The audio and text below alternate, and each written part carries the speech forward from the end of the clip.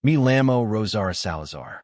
Tengo 64 años. Y el día que regresé a la casa que construí con mi esposo muerto, encontré a otra familia viviendo dentro. No escuché gritos. No vi ventanas rotas. Solo un pequeño triciclo rojo abandonado frente al porche, balanceándose con el viento del mar.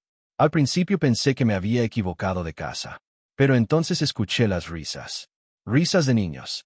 Dentro de una casa que llevaba meses vacía. Empujé la puerta lentamente. El olor a crayones, comida frita y jarabe rancio golpeó mi pecho antes que el miedo. Las paredes que yo misma había pintado estaban llenas de huellas pequeñas. Había juguetes por el suelo, ropa sobre mis muebles, y música sonando desde mi cocina. Y ahí estaba ella, mi nuera, usando mi delantal, cocinando como si siempre hubiera vivido ahí. Ni siquiera se sorprendió al verme. Solo levantó la mirada y dijo, «Llegaste temprano. ¿Puedes cuidar a los niños mientras termino esto?» En ese momento entendí algo terrible. No habían entrado a escondidas. Se habían instalado con total tranquilidad, porque estaban seguros de que yo no haría nada. Porque durante años fui la mujer que callaba, la que cedía, la que confundía amor con sacrificio. Pero esa mañana, mientras miraba mi casa convertida en la vida de otra persona, algo dentro de mí murió. Y algo más despertó. Porque mi hijo no contestaba mis llamadas. Porque mi nuera creía que podía quedarse con todo. Y porque por primera vez en 64 años, yo estaba lista para dejar de ser la mujer que siempre perdonaba. Me llamo Rosaura Salazar y tengo 64 años. La gente suele decir que mi voz suena más joven por teléfono. Tal vez sea porque todavía intento comenzar cada día con un propósito.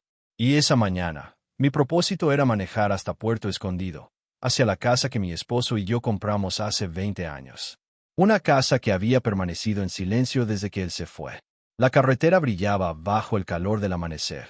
El musgo español colgaba de los árboles, rozando el techo de mi coche como un susurro. Había empacado artículos de limpieza, un juego de llaves de repuesto y los documentos del contrato de renta que mi abogado había preparado. Se sentía bien volver a planear, hacer algo práctico con el pasado. Cuando la radio comenzó a reproducir un jazz suave, tamborileé los dedos sobre el volante. La música me recordó los domingos por la mañana. Café recién hecho, pintura fresca y mi esposo leyendo el periódico en el porche que ahora pensaba repintar.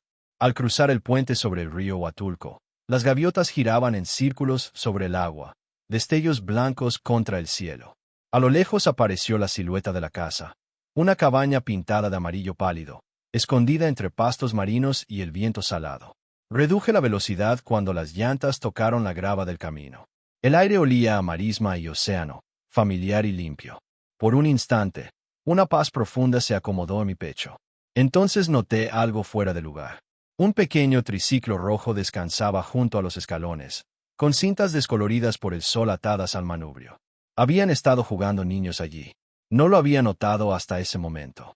Dejé el motor encendido, con el corazón tranquilo, aunque curioso, y tomé mis llaves. Desde el interior de la casa se filtraba un sonido suave a través de las paredes. Risas delicadas, de esas que no pertenecen a una casa vacía. Las risas se hicieron más claras. Mientras subía los escalones del porche, vi un segundo juguete, un oso de peluche al que le faltaba un ojo y que yacía medio enterrado en la arena, junto al marco de la puerta. Puse la palma sobre la perilla. Giró con facilidad. Me olvidé de cerrar esta vez. O alguien había usado la llave que Antonio dejó. Mi respiración se volvió más lenta, como si mi cuerpo entendiera algo que mi mente todavía se negaba a aceptar. Adentro, el aire no olía como la casa que había dejado meses atrás. El ambiente estaba impregnado de comida frita, crayones y algo dulce, pero rancio, quizá jarabe. Las paredes blancas que recién había pintado estaban manchadas con pequeñas huellas de manos. Sobre la mesa de centro había medio sándwich y un vaso plástico rosa que goteaba jugo sobre la madera. Desde la cocina llegaba el sonido de platos chocando y agua corriendo. Seguí el ruido con el corazón latiendo con fuerza. Y ahí estaba ella, Marisol, mi nuera. Llevaba puesto mi delantal y removía algo en una olla como si aquella fuera su casa. Su cabello rubio estaba recogido deprisa, con mechones sueltos alrededor del rostro, y su celular reproducía música junto a la estufa. Levantó la mirada. Se sorprendió apenas por medio segundo antes de relajar el rostro en una expresión casual. «Llegaste temprano», dijo, como si nada.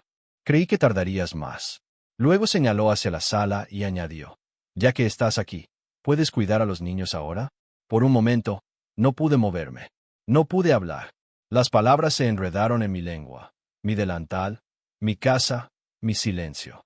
Finalmente, mi voz salió quebrada. ¿Qué haces aquí? Marisol se encogió de hombros, completamente tranquila. Gabriel dijo que no había problema. A los niños les encanta este lugar, y tú ni siquiera lo estabas usando. 3 pequeñas caras aparecieron desde el pasillo, 2 niños y una niña aferrada a un crayón.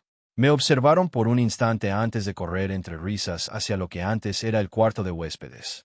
Me acerqué, bajando la voz. ¿Te mudaste a mi casa sin preguntarme?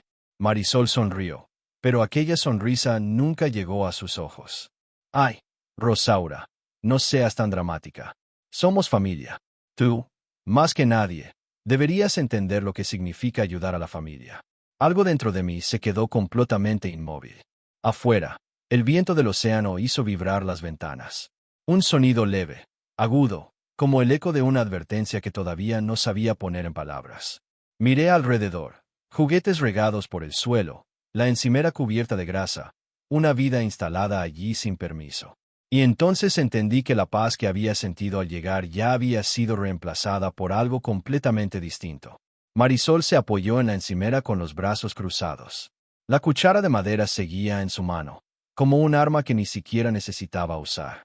Tú tienes 2 casas, Rosaura, dijo con ligereza, aunque había un filo evidente en su voz. Nosotros no tenemos nada. El contrato de Gabriel terminó y, con su nuevo trabajo en Ciudad de México, tenía sentido quedarnos aquí un tiempo.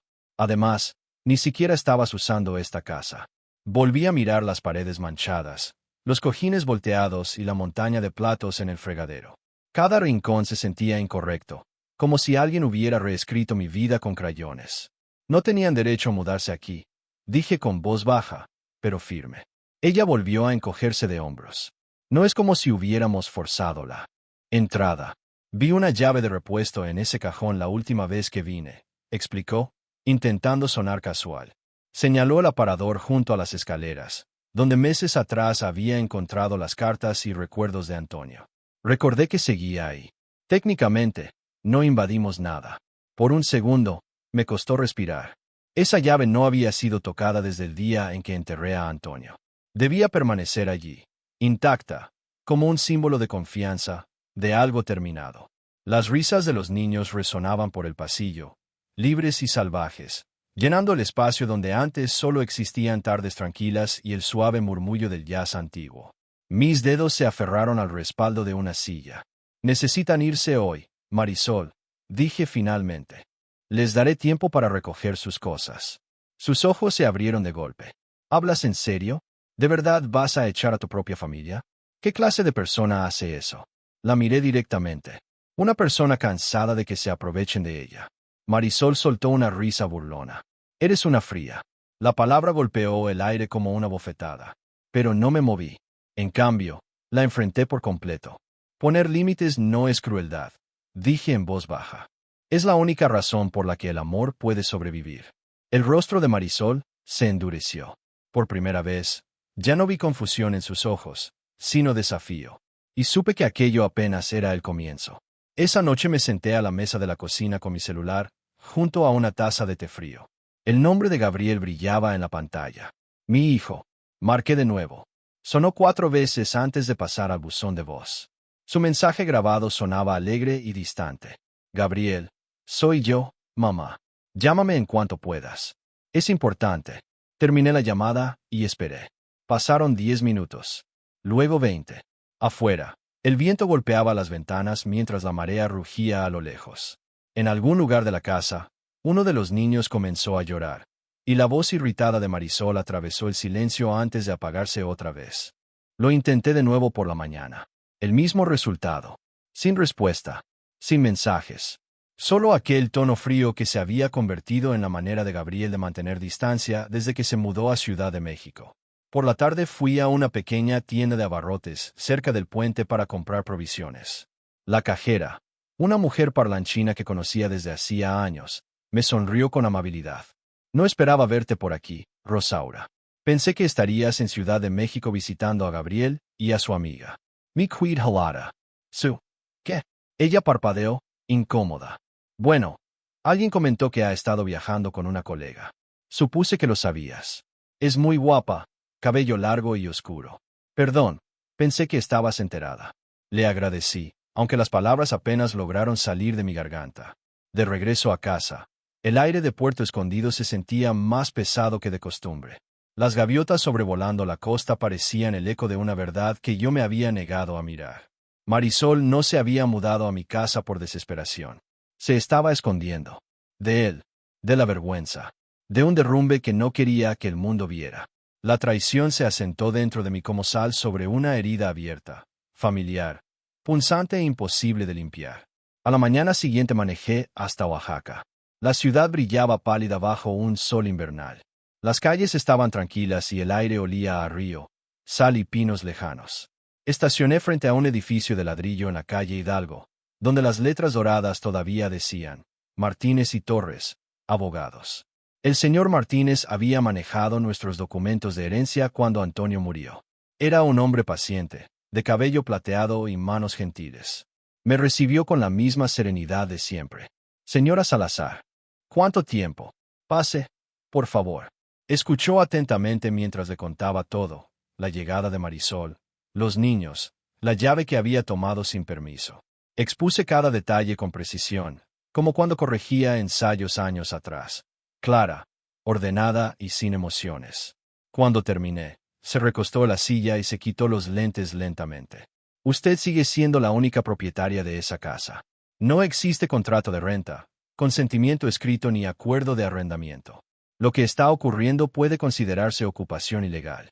Hizo una pausa antes de añadir con suavidad. Y no, señora Salazar, eso no la convierte en una persona cruel. Solo está haciendo valer la realidad. Sus palabras me estabilizaron más de lo que esperaba.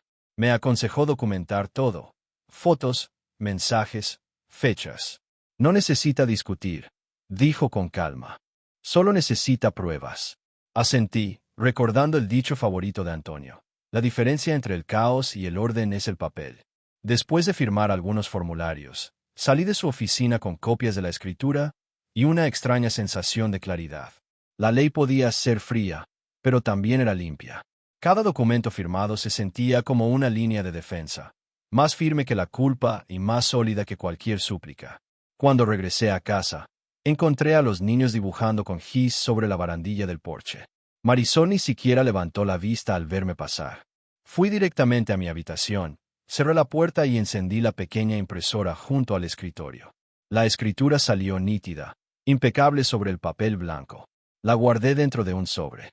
Luego lo puse en mi bolso, junto al anillo de bodas de Antonio, y cerré el broche. Por primera vez en días, respiré sin temblar. La casa ya no era solamente un recuerdo ni una carga. Era la prueba de todo lo que había construido, y de todo lo que estaba dispuesta a proteger. Cuando regresé a Puerto Escondido aquella tarde, el cielo se había vuelto del color de la plata deslustrada. La marea estaba baja y las gaviotas flotaban perezosamente sobre las dunas. Desde el porche ya podía escuchar el sonido de una caricatura dentro de la casa, demasiado fuerte, demasiado familiar. Al abrir la puerta, Marisol ni siquiera levantó la mirada. Estaba sentada en el sofá con las piernas cruzadas, deslizando el dedo por su celular mientras los niños corrían en círculos a su alrededor. Una pila de ropa sin doblar se desparramaba por el suelo. «Aquí estás», dijo, con un tono cargado más de molestia que de culpa. «Qué bueno.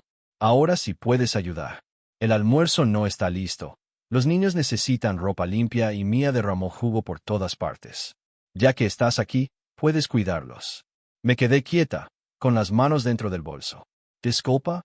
Marisol me miró con la impaciencia cansada de alguien acostumbrado a dar órdenes. «No es tan complicado, Rosaura. Solo vigílalos 1 o 2 horas. Necesito un descanso». Algo dentro de mí encajó suavemente en su lugar. La calma que me invadió no era enojo. Era reconocimiento. Había visto ese patrón antes. Marisol dando órdenes y asumiendo que yo cedería solo porque éramos familia. Puse el bolso sobre la mesa y la miré directamente a los ojos. «Entonces llamaré a su padre». Por primera vez, se quedó helada. El color desapareció de su rostro. «¿Qué? Ya me oíste».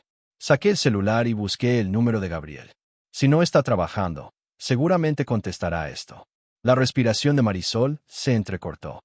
Él está trabajando fuera, dijo rápido, aunque el miedo traicionó su voz. Presioné el botón de llamada. Sonó 2 veces antes de pasar al buzón de voz. Hablé despacio, midiendo cada palabra. Gabriel, soy tu madre. Tu familia está viviendo en mi casa sin mi permiso. Resuélvelo, o la policía lo hará. Cuando terminé la llamada, el silencio que siguió fue espeso como la niebla. Los niños dejaron de correr. El celular de Marisol resbaló de sus manos y cayó sobre el sofá con un golpe sordo. Me observó con los ojos muy abiertos, la boca apenas entreabierta, como si las paredes mismas se hubieran vuelto contra ella. No lo harías, susurró.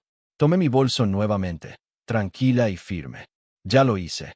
Afuera, el viento cambió, trayendo el olor salado del océano a través de la puerta mosquitera rota. Por primera vez en semanas, la casa volvió a sentirse mía. Los oficiales llegaron poco después del almuerzo. La patrulla avanzó lentamente por el camino de grava. Yo esperaba junto a la ventana, no con nervios, sino con una extraña sensación de resolución. Los niños dormitaban en el sofá. La televisión, por fin, estaba en silencio. Entonces sonó un golpe firme en la puerta. Marisol apareció desde el pasillo con el rostro pálido, aferrando una canasta de ropa contra el pecho. Cuando vio los uniformes, se quedó inmóvil. «Buenas tardes, señora», dijo uno de los oficiales con cortesía. Era un hombre mayor, con canas en las sienes y una placa que reflejaba la luz del sol. «Recibimos un reporte sobre ocupación no autorizada». «Soy Rosaura Salazar», respondí. «Esta es mi casa». Saqué el sobre de mi bolso y le entregué la escritura perfectamente organizada. La voz de Marisol se quebró. «No pueden hacer esto. Somos familia». El oficial mayor la observó con paciencia, aunque sin ceder. «La familia no está por encima de la propiedad, señora. Si la dueña le pide que desocupe, debe hacerlo». Los hombros de Marisol se hundieron. Por un instante vi cómo el desafío desaparecía de su rostro, reemplazado por algo mucho más humano: miedo. Se giró lentamente y comenzó a recoger la ropa de los niños con manos temblorosas. Los pequeños empezaron a llorar, confundidos por la tensión. La pequeña Mía se aferró a la pierna de su madre preguntando qué estaba pasando. Me arrodillé junto a ella y le acomodé suavemente el cabello. «Todo está bien, pequeña. Vas a irte a casa con tu mamá». Mi propia voz me sorprendió. Solo temblaba en los bordes. Marisol metía ropa en bolsas de plástico con movimientos torpes. «Lo arruinaste todo», susurró sin mirarme. «Gabriel nunca te lo va a perdonar». Me puse de pie lentamente, sintiendo las palmas frías. «Eso ya no depende de mí. Eso ya es entre tú y él». Los oficiales la guiaron con suavidad hacia la puerta. Uno cargaba algunas de las cosas de los niños. El otro mantenía la puerta abierta. La casa se volvió más silenciosa con cada paso que daban. Cuando el último niño cruzó el umbral, el oficial mayor me dedicó un pequeño asentimiento. «Nos aseguraremos de que salgan de la propiedad sin problemas, señora Salazar». «Gracias», logré decir. La puerta se cerró suavemente detrás de ellos. Entonces solo quedó el sonido del mar, un ritmo bajo y constante golpeando la orilla. Me aferré al respaldo de una silla para estabilizar mis manos, respirando dentro del vacío que habían dejado. No era triunfo lo que sentía. Era algo más cercano al alivio, y algo más pesado que el arrepentimiento. Pasaron 3 días antes de que el teléfono sonara. La pantalla se iluminó con el nombre de Gabriel. Por un instante, estuve a punto de dejar que la llamada pasara al buzón. Cuando contesté, su voz llegó cortante, a la defensiva. «Mamá, ¿qué demonios pasó? Marisol dice que llamaste a la policía. Hiciste que sacaran a los niños de la casa, de nuestra casa». Cerré los ojos y mantuve el tono tranquilo. «No es tu casa, Gabriel. Es la mía. Siempre lo ha sido». Exhaló con fuerza. «Pudiste haberme llamado primero. No tenías que humillarla así». Caminé hacia la ventana, observando cómo la luz de la marisma temblaba sobre el agua. «Te la ama», respondí en voz baja. No contestaste. Antes de que pudiera responder, toqué la pantalla y reproduje el mensaje que había guardado. La voz de Marisol llenó la habitación. «Reese's. Desquito». La seguridad despreocupada de alguien convencida de que ya había ganado. «Tu madre no dirá nada. Nunca lo hace. Solo le diré que nos quedaremos hasta que Gabriel regrese. Cetera. Siempre lo hace». Cuando la grabación terminó, el silencio en la línea se volvió absoluto. Finalmente, Gabriel habló, pero su voz ya era más baja. Mamá, no sabía que había llegado a ese punto. Miré la escritura todavía sobre la mesa, arrugada donde mis dedos la habían apretado demasiado fuerte. No preguntaste para saberlo, Gabriel, dije suavemente. Comenzó a decir algo más, pero se detuvo. El silencio volvió a extenderse entre nosotros, acompañado únicamente por el zumbido del ventilador de techo y el lejano grito de una gaviota. Luego, la llamada se cortó.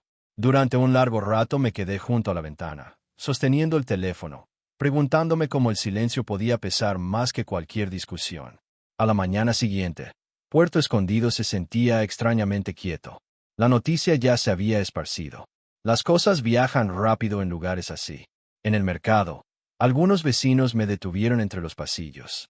Sus voces eran bajas, pero amables.